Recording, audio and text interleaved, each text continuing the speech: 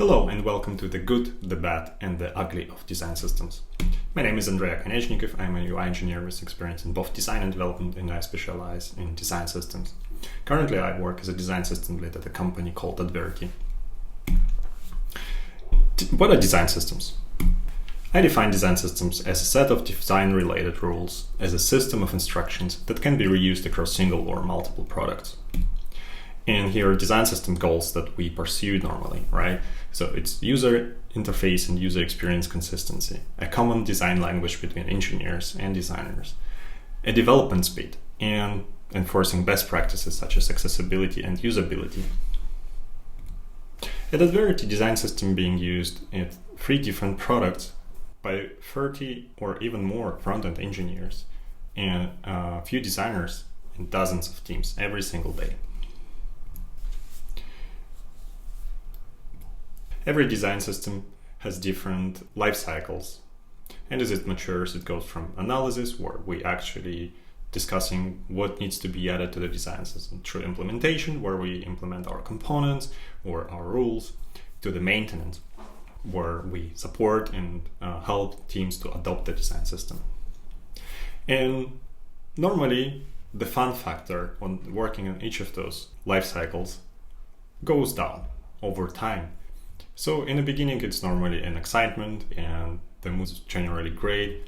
Then it goes to implementation, bugs start to flow in. So the mood kind of goes down, and then it's actually getting even worse. The amount of bugs only increases over time if you don't invest into the maintenance. So we are somewhere here at Adverity when I was joining them. So I started conducting interviews with different stakeholders and different users of the design system. I found out that there are a lot of issues, but most common things were mentioned where design system is a single source of failure, or there is no release process and every breaking change of a design system can take days to upgrade, or designs aren't always in sync with engineers and stuff like that. So how did it happen that a design system that should be a single source of truth for the whole organization suddenly became a single source of the failure?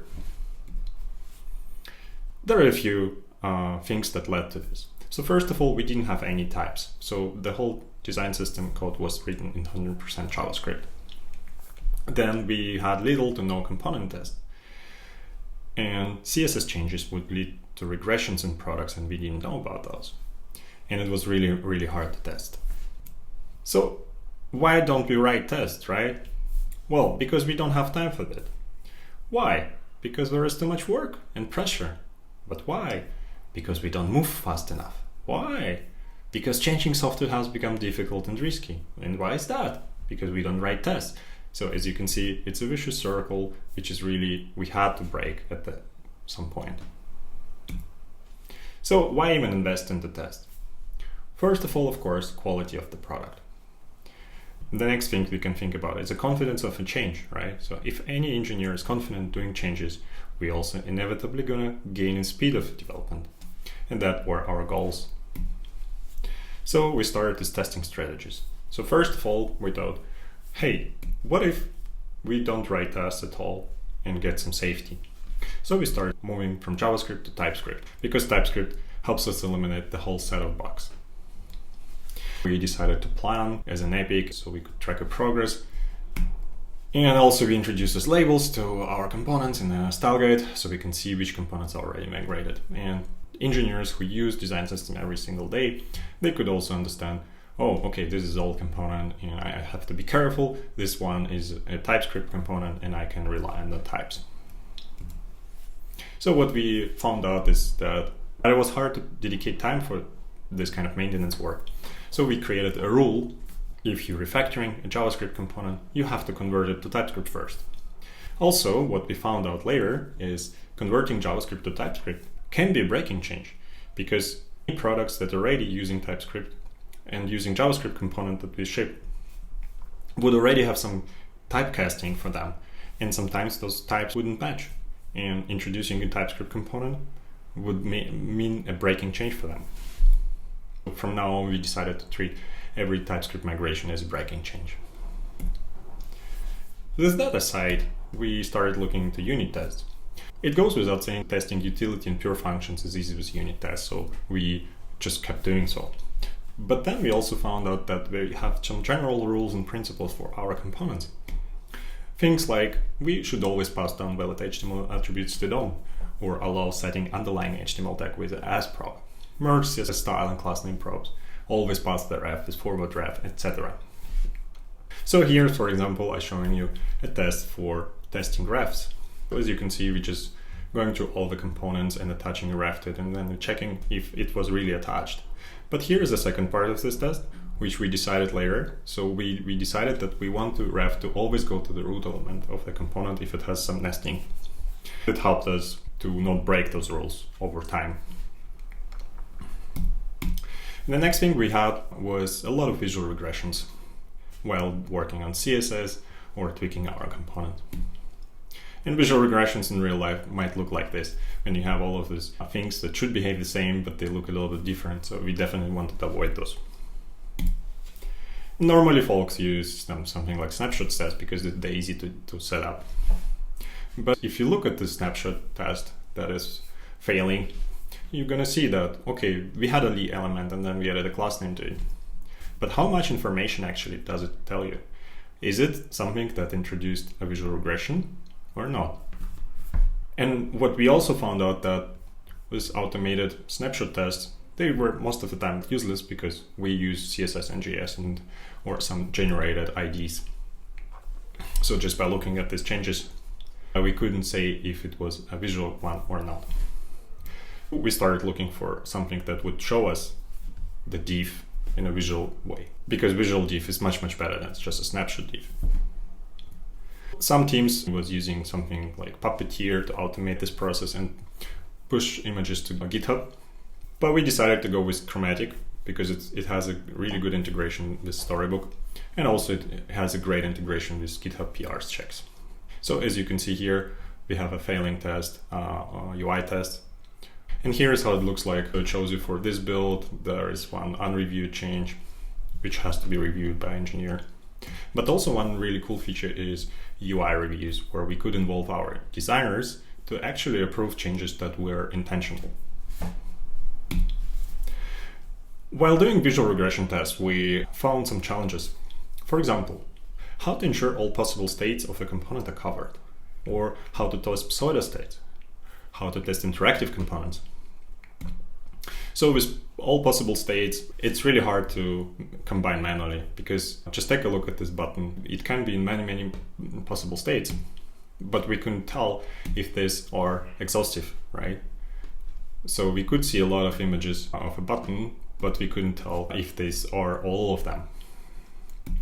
So now we're experimenting with Cartesian products, and here's a nice article explaining how it can be implemented. Also, there are packages that already implement this.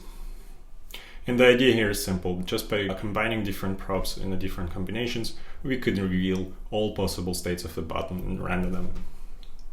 Also inspired by this article, I created this package. It's called WithSelector, that helps us testing a component pseudo states. So just adding WithSelector and using a selector that we use internally for different pseudo states of a component, we can render a button in different states like this.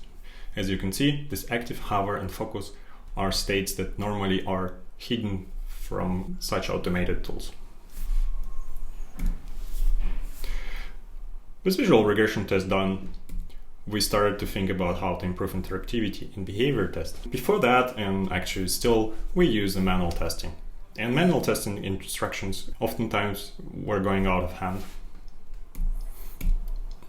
And the second problem was that in order to test a PR manually, engineers would need to check out the latest branch, stash lock and changes, start storybook and playroom, follow instructions of the how to test, check out your working branch again, and then stash the changes, which was a long and tedious process.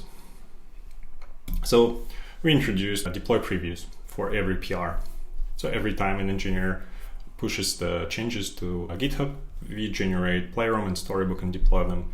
And if you're using Vercel or Netlify, you probably are already familiar with this feature, and it's really handy because now the only thing we need to do is open this link and follow instructions in the PR.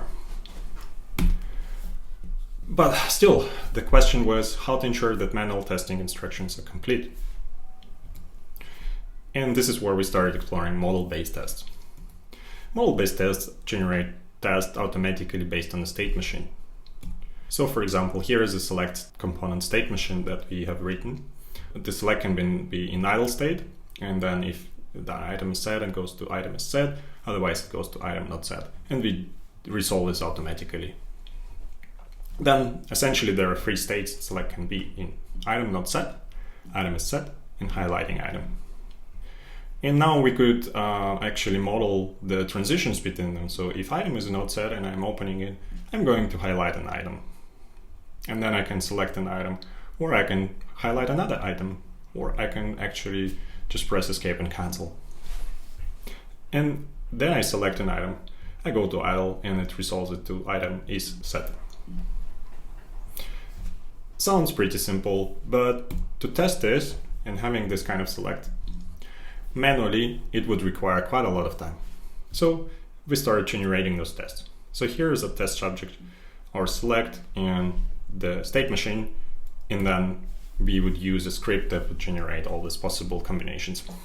So now we can test the component not only using mouse, but also using keyboard, and we can automate all of this. Pretty sweet. For example, just for select, this script would generate 132 tests. Imagine testing this kind of thing manually. To generate tests, we use xstate and its test package. Also, one of the nice advantages of state machines we found was to use state machines to communicate user flows. And this is interesting because this is where designers and engineers would work much more closely. And those state machines could become a single source of truth, like a specification. We could just give those state machines to engineers and they could start using them to create a component. So here I have an example. One of the state machines we created for data range picker. Together with designers, we started modeling those states and thinking about how the component should behave. And they started working on some Figma prototype and designing these states. So basically here in a date range, we have something that says select, and we can click on it. And then we go to the next state, select start date. This is substate of start date empty. And you can see we are focusing here this input, and from here, now I can hover something on a calendar. And then I go and click it.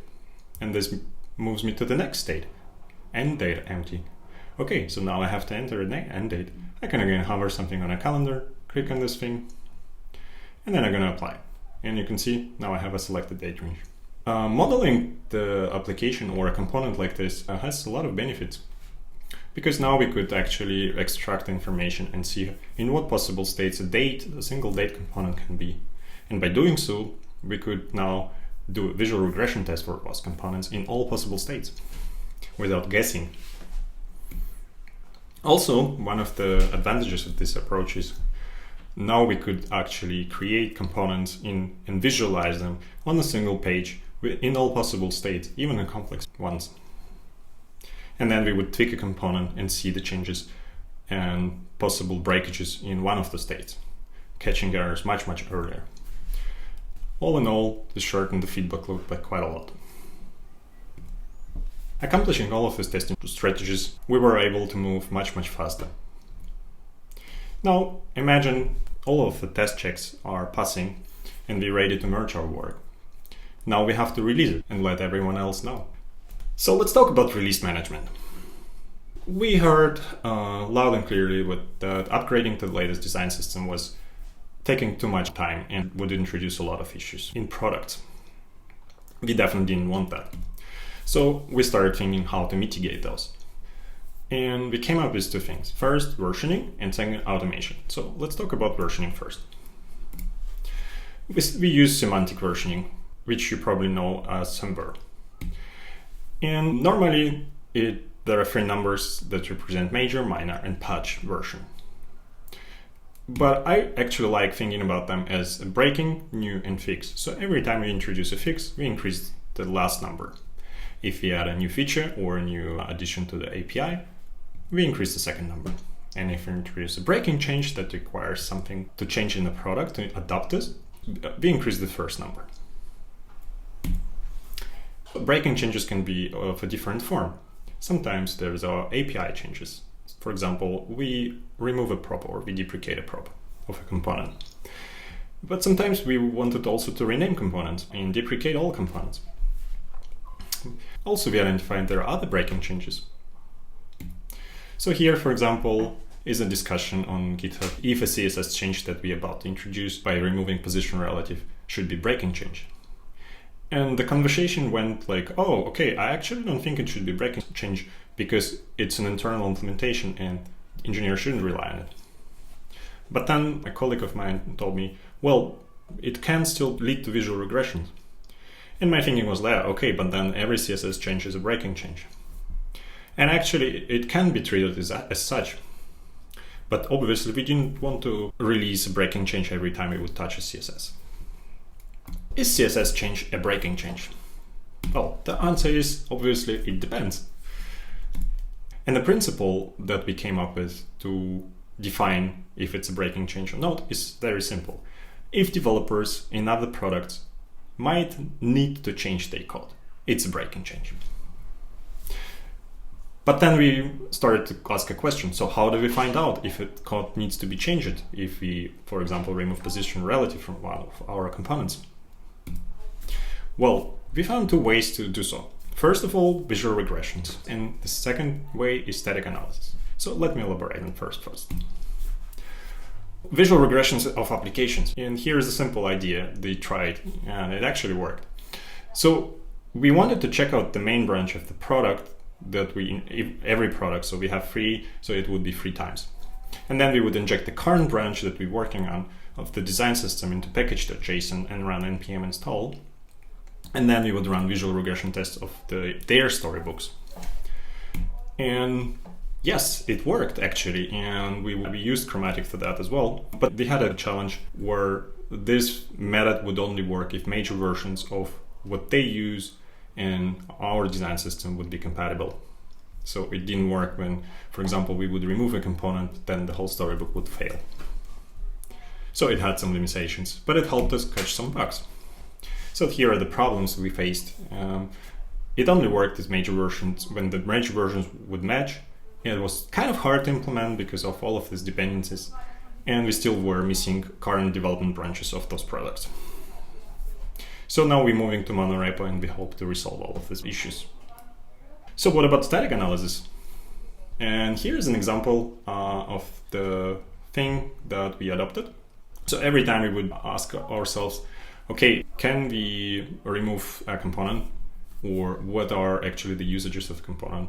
We would run it, and this thing would collect all of the usages across the products of this specific component. In this case, it's alert. And then it would show us what usages of the alert we have in different components. As you can see, we found 9 usages of an alert with different props. And that was very, very handy because now we could actually understand how the design system is used. But we went a little bit further.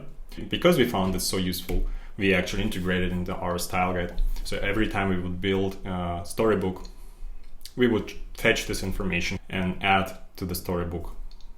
So every time it is deployed, we have a snapshot of how the components are used currently. And an interesting thing, we could extract information where they're using. So now every time we're wondering how many times the button is used with onClick, we could just go into the code and actually check it out. And with this insight, we could answer questions like, what components should we move to TypeScript first? Because obviously we wanted to move most useful components. Or can we deprecate a component, right? Should we change the default value of this prop? Also helped us quite a lot identifying what should be the default. What's the risk of changing a component? If there are a lot of usages, the risk is high. If there's just a couple of usages, well, okay, we're just gonna test it manually. Or what is the adoption rate of a design system? So to recap, we use semantic versioning to communicate the changes to external teams. The breaking changes are generally okay, and they should be treated as such. We use visual regression and static analysis to identify when we should do a breaking change. Let's talk about the second part, automation of the release management. And by automation, I don't mean things like CI and running things in the background. What I mean is something like automatic migrations. So we still didn't want engineers to do migrations manually and mitigate the cost of the breaking change. So here's an example. We wanted to do a new input, but we already had an input. So how do we introduce a new input while having an old one and being used quite a lot in our products? So we looked at usages, and there are quite a lot of them. And we would do something like this. So we would delete the previous input and create a new one and replace it. And then we would create a new release saying it's breaking change, be aware, input is a new one, and you have to upgrade.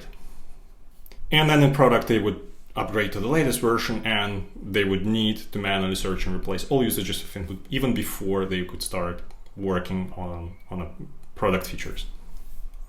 And it would cost a lot of time. And that's where it comes from. Upgrade takes days, if not weeks, lots of defects after, because it's really hard to do this manual tests after this kind of upgrade. We decided to change this process. So now in design system, instead of just removing a component, we first rename it to deprecated input. So an input becomes a deprecated input. Then we create a new input component, and then we create a breaking change and then write a code mode. I'm going to elaborate on this in a second. And then in product, they upgrade to the latest version, and they run the code mode, which is an automatic migration script that renames all inputs that they have to deprecated inputs. And this would be just one PR that they are ready to push to GitHub in a few minutes. Then someone just reuses it just to make sure they didn't break anything. Tests are running and then they're merging it.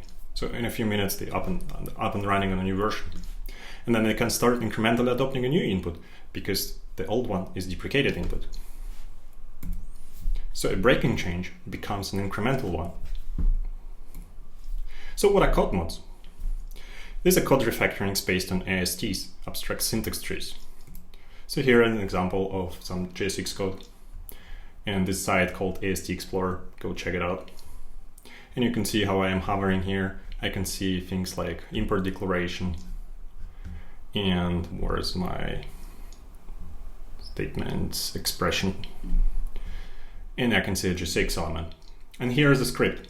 And this script looks for all identifiers and reverses them as characters in them.